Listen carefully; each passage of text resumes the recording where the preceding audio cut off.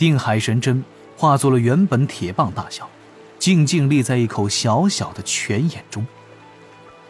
泉眼流淌出清澈的水流，这水流十分温柔，填补着东海之水的消耗，无比稳定，蕴着功德。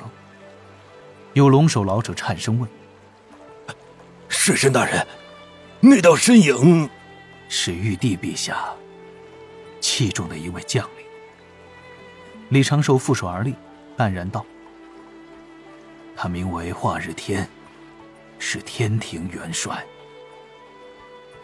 刚被搀扶回来的敖广浑身血污，此刻却是一言不发，对着那泉眼缓缓跪下，深深叩首。周遭的苍龙尽皆化作人形，挨个儿落在海底，对着那泉眼、那定海神针、那已经没了踪迹的天庭元帅跪伏叩首。赵公明从后面走了过来，用肩头撞了一下李长寿，传声笑道：这位小师叔倒是让我刮目相看。李长寿点点头，此刻也不疑露出笑容，只是道：天庭其实也不错。云霄仙子眨了眨眼，若有所思。龙族这次当真是有些惨烈，虽海眼绝地的过程并不算长，但离着海眼最近义无反顾扑向海眼的龙族高手，以及原本镇压海眼的众龙族，大半都被海流撕碎。看似龙族总体死伤只有10之1/2，可是死伤的这些都是东海龙宫的高端战力。经此一役，东海龙宫实力被大幅削弱。若再算上西海龙宫的损失，此前短暂大战中龙族的损伤，东海最大的龙族宝库不翼而飞，龙族亏大了。好消息是，龙族本需要用命去镇压的海眼减少了一个，东海龙宫此时所存力量已完全解封。李长寿站在铁棍前，看着已经没了威胁的海眼，目光十分复杂。不用找什么借口，也不必甩锅给龙族在海眼暴露后太过急躁，这次就是他输了西方教一阵。算计再多，花样再多，自己还是缺了关键时刻能力挽狂澜的力量。这个力量可以是一个强盛到足以镇压圣人势力的天庭，也可以是自己能够短时间内爆发出大法师云霄仙子这个级别的战力。水神披着一身衣袍的老龙王走到李长寿的身后，深深做了一个道揖。李长寿转过身来，连忙向前搀扶。哎呦，龙王爷这是作甚呢？水神就无东海一脉，我也不知道该如何言说，但今后水神若有差遣，请直言，不必有任何忌讳。龙王爷，大劫也是大运，龙族经此一事，也当吸取些教训。李长寿话锋一转，问道：龙王打算如何处置四海仙蛟？东海龙王轻轻一叹，龙目中带着几分无奈。今日死伤已太多了，东海海眼虽无恙，但龙族背负的罪过却依然未绝。让他们各自立下永不侵海眼的誓言吧。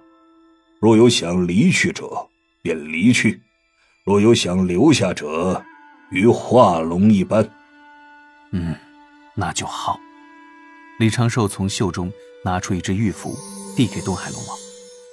这根铁棍乃大禹帝君所制，本为太上老君炼制，如今看来，却可以作为封海眼的宝物。眼下我将它留在此地，龙宫务必好生保管。此玉符内有19册，是我刚写的，若龙王觉得有用，可以斟酌采纳。话语刚落，那具指道人扛着敖乙从远处游来，将昏睡的敖乙放到了龙王面前。还请龙王勿怪，敖乙以兄弟待我不忍见他来海眼受难，并非敖乙临阵脱逃。多谢水神。龙王将敖乙用水流包裹，送去远处等待的众长老面前。龙王传声道：陛下那里我们该表示还是要表示一下。陛下虽贵为天帝，但功德也并非是说拿就拿，那也是陛下漫长岁月的积累。我刚听一位长老说，东海龙宫的宝库似乎被劫了。水神不必担心，老龙王叹道：些许宝财积累罢了，这般宝库东海还有2处。李长寿点点头，直接道：天庭接下来会缺甲胄以及兵刃。多谢水神提点。这一次截教2位道友出了大力，龙宫不必送什么珍贵谢礼，稍后记得去三仙岛和罗浮洞当面致谢才是。此事应该。东海龙王连声答应。李长寿在袖中取出2瓶自己炼制的疗伤灵丹，也算聊表心意。龙王道谢后将丹药捧过，李长寿便以还要去处置东海海啸为由告辞离去。如此哀事不宜在旁观目。当李长寿施展水遁朝着海面赶去时，后方众龙族远远近近齐齐坐着道衣。龙王低头看着手中玉符，注入仙力，其上飞出了一行行小字：赠龙册其一，速定南州各路水神神位，主动请天庭以科律约束自身，确保以最快的速度积累足够的功德，抚平西海、北海、南海海眼。赠龙册其二，立龙门，开化龙晋升之路。赠龙册其三，断水军，入驻5部洲周遭大千世界。等等等等。李长寿出东海时，云霄仙子与赵公明、东木公就在云上等着。10万天兵已经分作数十部，赶去东海海滨，以防万一。简单的解释了一下接下来要做什么，4人驾云轻易地追上了朝着西面蔓延的那条水线。仔细考虑过后，李长寿对赵公明笑道：老哥受累，请用定海神珠将东海海啸尽数吸走。小事。赵公明微微一笑，不疑有他，记起定海神珠，趁东海一不留神，3下5除2，将此前海眼中漫出来的大水尽数吸入神珠。整个过程甚至没有造成任何生灵的死伤。赵公明做完这些，刚要驾云回返，天边飞来了一大片金色云朵，小半云朵去寻那10万天兵，大半云朵飘到了几个人头顶，道道金光落下。李长寿、赵公明、云霄仙子、东木公各得功德。东木公对此见怪不怪，李长寿则是观察赵公明的反应。云霄仙子拿出混元金斗，却是让金斗代自身收了这一笔不菲的功德之力。李长寿所得功德最多，功德金身再次向前迈出一小步。赵公明所得次之，功德为李长寿的8成，此时也是颇感得意，抚须笑道：咱竟然也有得功德的一天啊！李长寿叮嘱：老哥，这功德你莫要小看，若无先天至宝守护自身，还需这功德护着自身，如此才可免遭一些邪法算计。听李长寿说的认真，赵公明连连点头，笑道：多谢老弟挂念，这事我记下了。一旁的云霄看脸自己的混元金斗，抿嘴不言。东木公在旁笑道：水神，我且回去对陛下复命。这次水神填堵海眼，救下龙族，护了咱们天庭威严，此乃大功。木公，万万不要去找陛下贺喜。东木公顿时不明所以。李长寿解释道：咱们这次在东海其实是败了，东宫损失惨重，便是天庭损失惨重，并无半点值得贺喜之处。此事是我算计不够，稍后自会去找陛下请罪。木公就说龙宫惨遭凶灵重创，定要将海眼被破之事归咎于被血海污秽浸染的魔蛟，3界之内追查祸乱东海的洪荒凶灵。如此便可。东木公拱手道：水神放心，这些我都记住了。可今日之举摆明就是西方算计，为何不以大义对西方施压？施压无用，只会遭西方的反噬，而且无凭无据，如何能说是西方所为呢？有些事心知肚明，不可说。赵公明嘀咕：天庭吃了这么大的亏，就这般算了？长庚，要不要我去犀牛贺州再活动活动，给你小师叔和你出气？哎，老哥，不必如此。天庭崛起，本就要经历磨难。咱们尊西方教的圣人老爷，便是在尊咱们道门的圣人老爷。那些凶灵今日得了龙宫宝库，报复了龙族和天庭，稍后会安静一段时间。这段时间对于天庭来说尤为重要。这般也太窝火了。赵公明顿时有些郁闷，还要继续再说，一旁的云霄仙子却轻启薄唇：大哥，就莫要给他添乱了，此事确实需要小心处理。赵公明立刻点点头：二妹说得对。当下东木公带着李长寿的叮嘱赶去与天兵会合，而后去天庭复命。